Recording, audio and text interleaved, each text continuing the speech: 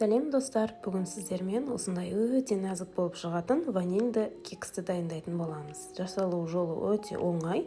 Видеоның соңына дейін көріп, менімен бірге осы кексті дайындап көруге кеңес беремін. Ең алдымен ыдысымызға жұмсақ сары майымызды саламыз. Үстіне қантты салып, миксермен жақсылап ағарғанша араластыратын боламыз.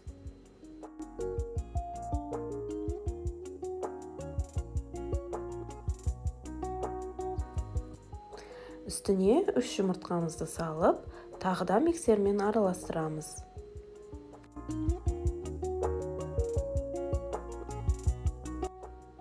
Үстіне ұнымызды електен өткізіп саламыз. Оның барлығын емес, аз-аздан салатын боламыз.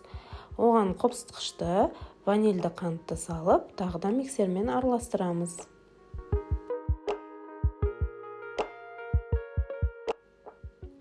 Оның үстіне сүтімізді құямыз. Сүттің ыстық, суықтығы маңызды емес. Тағы да миксермен араластырамыз. Сосын ұнымыздың қалғанына салып, миксерлейміз.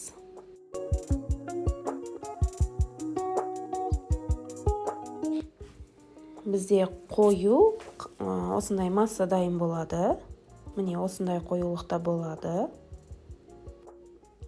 Енді осы қамырымызды арнайы кекс дайындауға арналған осындай қағаздарға саламыз. Оның астында менде силиконовый қалыптар.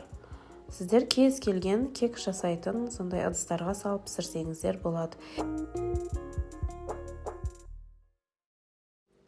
Кекстің үстіне мен шоколадты майдалап, осылай сеуіп шықтым.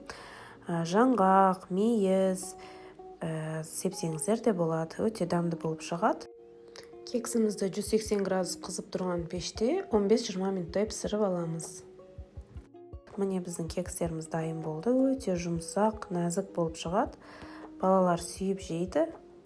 Осы рецептпен дайындап көруге кеңес беремін. Видео ұнаған болса лайк басып, пікірлеріңізді қалдырып кеттіңіздер. Видеоның соңына дейін қарағандарыңызға үлкен рахмет.